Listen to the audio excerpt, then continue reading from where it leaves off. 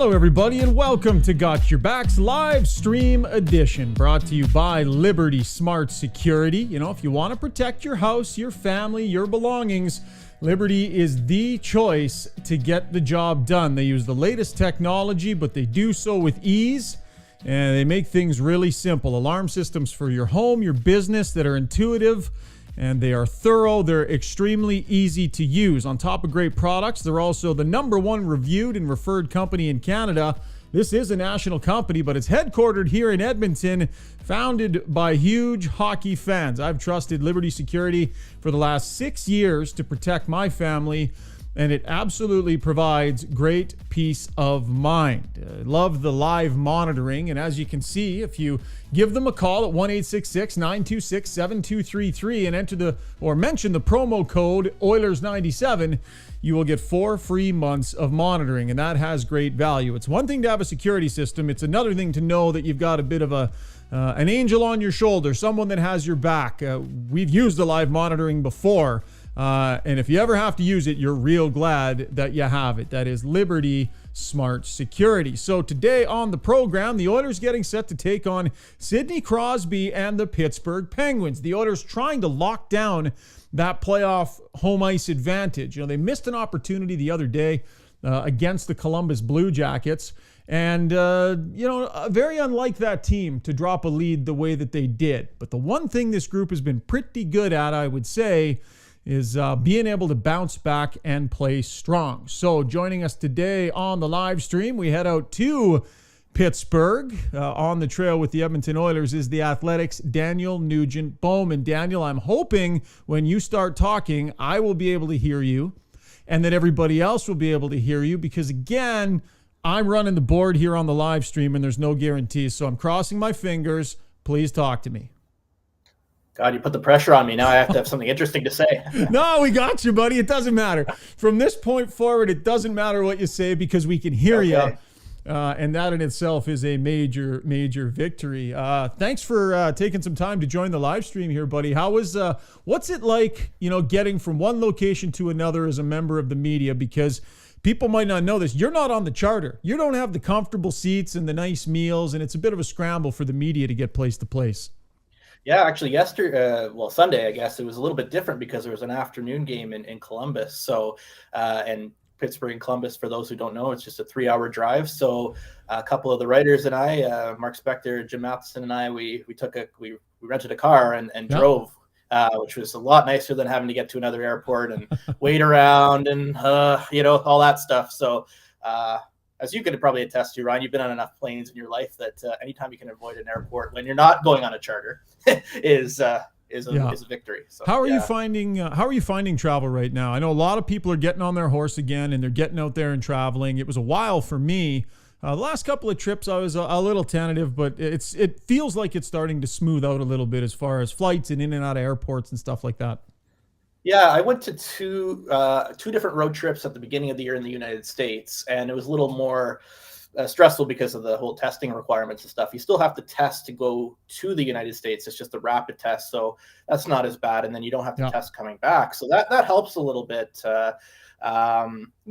just the complications. I think the worst part about it, obviously, in Edmonton, we haven't got a lot of our flights back yet. So my flight to Columbus, there was only one from Toronto direct to Columbus, and I missed that one and had to go through Washington. So that made for a really long day on Saturday, but that's okay. Yeah, we got here. We survived. One of the things I'm noticing coming out of Edmonton is that you just don't have the same connections. And it's a little bit frustrating in that regard. So wanted to let people know, we're still working out some of the technical stuff. So one of the things I'm finding on the live streams that I'm working on figuring out is sometimes our lip sync isn't quite there. So bear with us. We think we have good audio. So if nothing else, it'll be a funny watch and a decent listen. So you were at Oilers morning skate today. I would have assumed they would have gone an optional today. Not a lot happening, but what can you report back from the rink as far as what the Oilers were up to today? Well, Mikko Koskinen took some shots from Dustin Schwartz and Brian Wiseman and Glenn Gulletson. So that was all that happened on the ice today. That was, you didn't miss much at the rink today. But yeah, they practiced yesterday, and I mean, they only have the very minimum 12 forwards and 6 defensemen on this trip, with no Darnell Nurse, no Jesse Puljujarvi, and of course no Josh Archibald. So they're pretty restricted as to what they can do and who they can put into the lineup. Unless Mikko Koskinen's going to go play defense, I don't think. I think we know who the 12 and 6 are going to be. So yeah, I'm not expecting anything in the way of significant line changes coming off the loss. I wouldn't think so. I mean, one thing potentially is Jay Woodcroft did say that he isn't married necessarily to that Barry CC pair. I guess the one logical guy would be like Brett Kulak moving up, but I would expect they'd probably start the same way. And there's a lot of mixing and matching, of course, up front that Jay Woodcroft does throughout the course of the game. You've seen that a lot here in games in Edmonton, yeah. Yeah, no question. Cody Ceci, a former member of the Pittsburgh Penguins, talks a little bit about Sidney Crosby today, because as we know, look, 31 goals, 84 points in his 67 games. This is a playoff team, plus 100, over 100 points, and Sid is playing some real solid hockey. So as we go to our Average Joe's sound box, Average Joe's course on Baseline Road, just next to Home Depot, Ceci talked about the challenge that remains in number 87. He's still putting up numbers. I mean, it's his hockey sense. He's still fast. He takes care of himself, and he still plays the game at such a high level. So I don't think he's lost a step at all. No, he really hasn't, and you have to think he's going to be extremely motivated here. He wants to finish the season strong. This Pittsburgh team is jockeying for position a little bit still. They've still got some stuff to play for. Hey, Daniel? Yeah, absolutely. And, Sidney Crosby's, I kind of hesitate to say this because we're the same age. So I don't want to say he's getting old because it makes me feel old too. But, he's always kind of finds layers to his game and to figure out ways to be successful. I know he had some injury troubles earlier in the year, but, he finds a way. And I know you've watched a lot more of his career than I have, Ryan. Where would you say his career is at? At this stage compared to maybe earlier? Yeah. Kind of compare him. Yeah. I mean, he's dealt with injuries. And one of the things I think it's impressive is he's had some fairly significant injuries in his career, right? From the concussion issues that he had.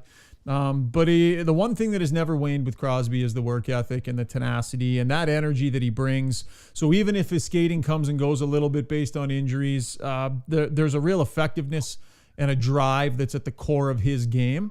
And it makes life tough on opposing defensemen. So the Oilers are going to have to be sharp and be aware of that.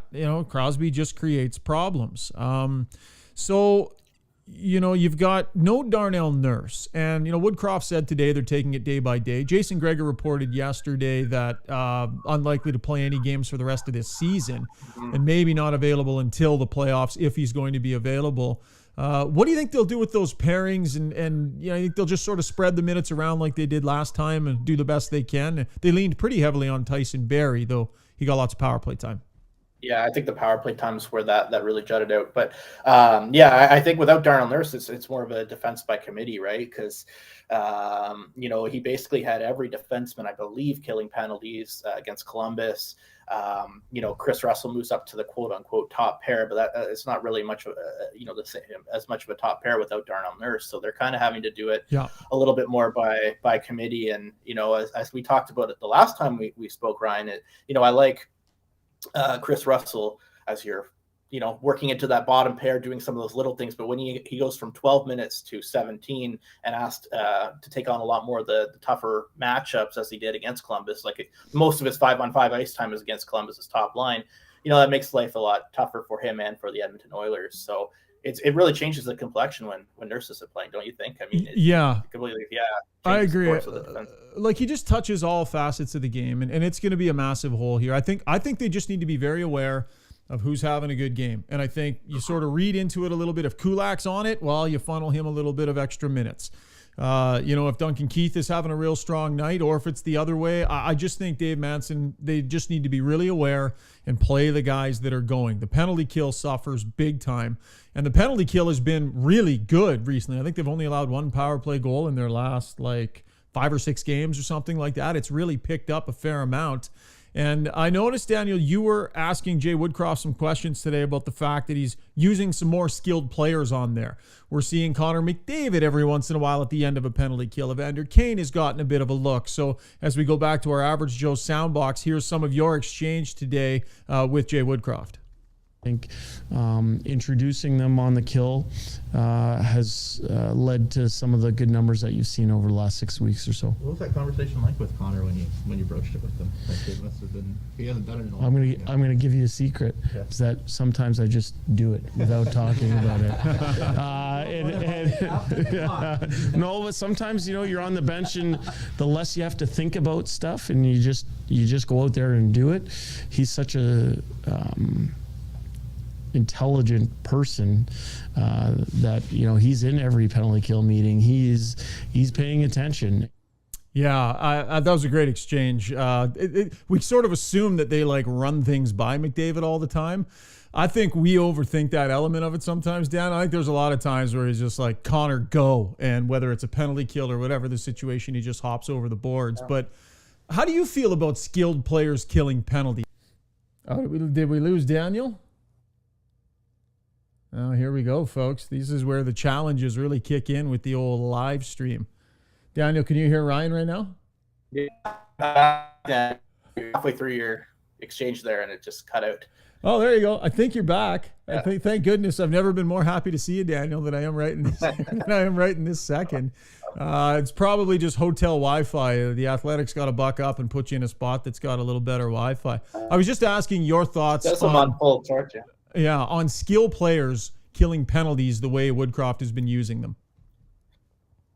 Yeah, it's funny because as you illustrated through the clip, he didn't even broach it right by Connor McDavid. I thought it would be more like, hey, what do you want to Not that he should be doing this, but more of the sense that, hey, you will be doing this, and kind of here's what you need to know, kind of thing. But he just throws them out there, and he makes a good point that Connor's a pretty smart guy. Like he knows that, he understands the game. The one part I don't think that was in the clip was he said that those skill guys like McDavid, they understand what other skill guys are doing, and they can kind of read and react based on their knowledge of what it means to be a skill guy on a power play. Yeah. And of course, like what McDavid and I guess Kane has mostly been his penalty kill partner, they're getting on the last 30 seconds, last 15 seconds. So they're not, taking the heavy minutes. So I don't mind it. I would be afraid, of them getting hemmed in their own zone and really having to hunker down on a kill. And, if McDavid takes one off the foot and he's out a month, then, I don't think we're like this very much. Right. Yeah. So, in theory, having skill guys kill penalties is okay by me, but you got to be careful. And I think Woodcroft understands that, is trying to be okay with that. Because the last thing you want is McDavid out, right? So yeah, I remember, and again, I apologize to the people on video. I think our lip sync is a little bit off here, but bear with us. I remember Ryan Nugent-Hopkins taking a bad hand injury, racing out to the point and kind of blocking a shot with his hands out like this. And I think if you're going to play an aggressive penalty kill, it's okay to use more skill guys. So if your strategy with their blue line is to send guys right out to them and cover them, I think it's okay. Where I get nervous is where you want to play more of a passive penalty kill, so the forwards actually collapse down a little bit, and now you've got 15 feet of feet between you and the defenseman, and they are just teeing off at your skill players. If you tell your guys, look, just hug the defenseman a little bit, don't let them get the shot, I think it's a little bit safer for them. One of the other elements here, Daniel, and then we'll move on. The Pittsburgh Penguins, 3 centers deep. They really are. Malkin, Crosby, Carter, which, the Oilers are now 3 deep, with Nugent-Hopkins in that third line center position. And McDavid was asked today, as we go back to our Average Joe soundbox, just about the value of having a player of Nugent's quality on the third line. It's a good matchup against a team like Pittsburgh. That third line's been amazing for us, and they're a huge part of our group. Seeing what Nuge has done and that entire line, it's a pretty cool thing. They definitely make our team, give us a little bit of a different look, and definitely make us better. Yeah, and in a game like tonight where you got Carter coming over the boards, or Malkin or Crosby, we've been waiting to see this look consistently with the Oilers for a few years, and finally it's sticking, isn't it? Yeah, and I think I actually did have a chance to talk to Ryan Nugent-Hopkins today, and I think he's, he understands his role on the team. He's valuing, what his role, but the other side is he does want to make sure he's putting up a little bit more offense too. So, he's found a little bit of chemistry with Warren Fogle and Derek Ryan, and I think that was something that they were trying to figure out, especially after the trade deadline when he came back from injury, is who his wingers were going to be. And he's had a little bit of a runway with those guys now, but to me, Nugent Hopkins is kind of asked to do a lot on this team. He's asked to do a lot of thankless jobs, and for a guy that came in as a number one pick and an offensive guy in junior is he's playing an important role, one that's often overlooked. And I just wonder over the last 11 years how much you've seen his role change on this team. Yeah, it's funny when he came in, he was that young guy, and he was right in the Calder race there. I think with Huberdeau was the year there, and we weren't sure, like, offensively how far he would be able to push it. Very immediately, Daniel, he did not have much offense around him, so learning to play a two-way game was something that not a lot of first overall picks get stuck with in their first year or two in the league. He got stuck with that in his first couple of years, and so a certain element of that was built into his game early on. And now that he's basically a third-line center on this team, he leans back on those things that he learned early in his career, because he wasn't like that in junior, man. He was a high-octane offensive player in junior. But there's a well-rounded nature to Nugent Hopkins' game. The one area I still would like to see him improve on a little bit here is his face-offs. Like, to really be that effective third-line center, I think you need to be better than 41.1%, which he is at right now. But he's got line mates like Derek Ryan can sub in there too. So lots of elements of his especially on game. the offside. Yeah, lots of elements of his game that are crucial to this team, and I think he's a good fit there at third-line center. Mike Smith starts in net tonight. I would assume he'll only play one of the next two. But no question he was going to get this start based on the way he's been playing, and he's rattled off win after win here. Yeah, he's really taken his game to another level since that California trip, when he's allowed, I think it was 4 goals in 3 games, and obviously set up McDavid for that overtime winner. And it's funny because Koskinen was sick on that trip, and Koskinen, I believe, if memory serves, had played a game or two before that, and he probably would have gotten at least one of the starts, maybe even 2. So sometimes opportunity comes knocking and you take advantage of it. But we all know what kind of year Mike Smith had up until recently with all the injuries and trying to get going and stops and starts. And he just turned 40 a month ago, and people are wondering if this was kind of it for Mike Smith. And now I don't think, maybe you can correct me if I'm wrong, Ryan, but I don't think there's any question who the starter is going to be. Oh, yeah. Come the playoffs next week. If the series goes 7 games, though, Daniel, I think we see both goalies. I think the Oilers are still going to make some decisions based on rest and, workload management. Not every team has to do that with their starting goalie, but when you have Mike Smith as your starter, I think you need to manage that. So I would be surprised in a 7-game series if he played all 7 games. You? I'm not sure. You know what? I think they're going to play. It sounds like they're going to play back to back, like have a day off between every game. So I don't think they're going to, like, originally there was some concern that they might have a back-to-back thrown in there. And I think that would have made it a lot more likely that you'd see Mikko Koskinen.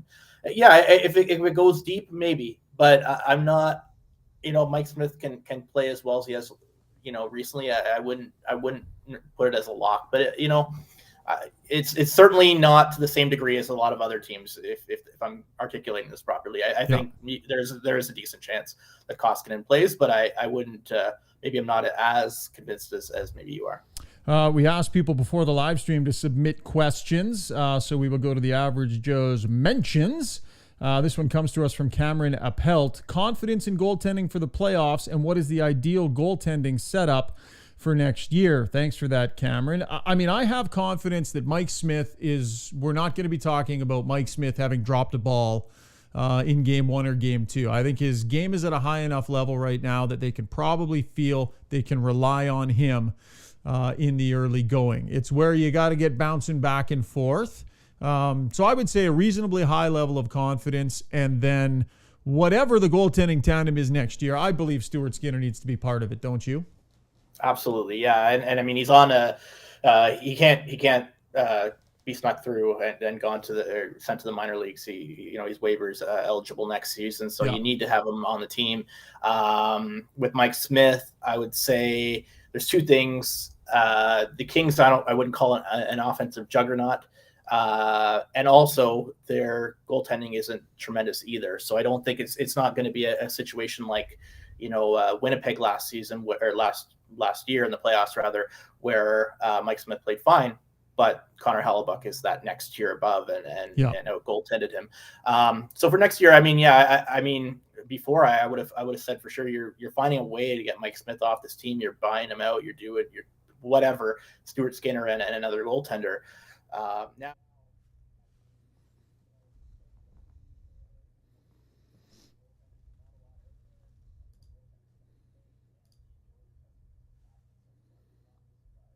If they went back to a Smith Skinner tandem and kind of see where that takes them and kind of maybe they have to reassess. I don't know, but it just depends on if Holland thinks he has the money to make some kind of upgrade. But Skinner and X, probably Mike Smith. That would be my guess. Good stuff. One of the matchups I'm looking forward to seeing tonight, Daniel, is the Oilers power play against the Pittsburgh Penguins penalty kill, because I believe the Pens are what? I think they're second in the league right now.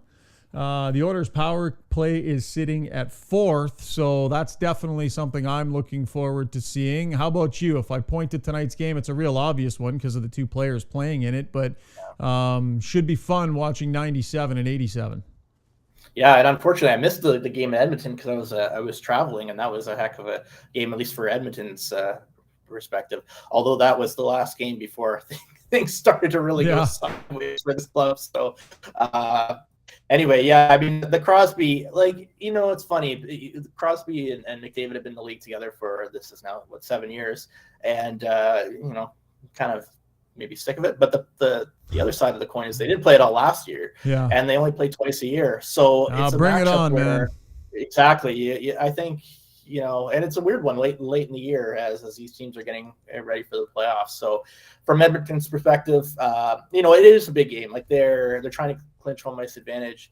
As you mentioned off the top, like Pittsburgh's jockeying for position too. But realistically speaking, Edmonton's almost assuredly locked into home ice. It's just, you should enjoy this matchup because as not old as Sidney Crosby is, as a 35-year-old, I'll say that he only has so many more good years left in him. Let's be real, and let's try to enjoy a very good game between the two superstars tonight. At a point in time where both of the guys are playing some pretty good hockey, and I love that. We got some peak McDavid happening and some classic Crosby, so it should be pretty good. Can you hear me fading that music in, Daniel? You're getting faded off stage like you're at the Grammys here. Oh, no. You like that? Yeah. Right. Just waiting for my award. Well, maybe by the end of this year. Maybe if you go on the Oilers go on a cup run and you get center stage, I'm sure you'll win something. Thanks for this, my friend. Enjoy the game tonight, and let's check in a couple of days. Love doing these live streams, even though apparently my lip sync is a mess right now. So sorry to the folks that are watching, but enjoy the game and safe travels, pal. Alrighty, you look good on my end, so don't fret. No, I think I'm way delayed. I'm going to try and cut my way around it. Enjoy the game. See you, buddy. That is and you can just hang up because we'll be able to still hear you. So hang up and just say goodbye.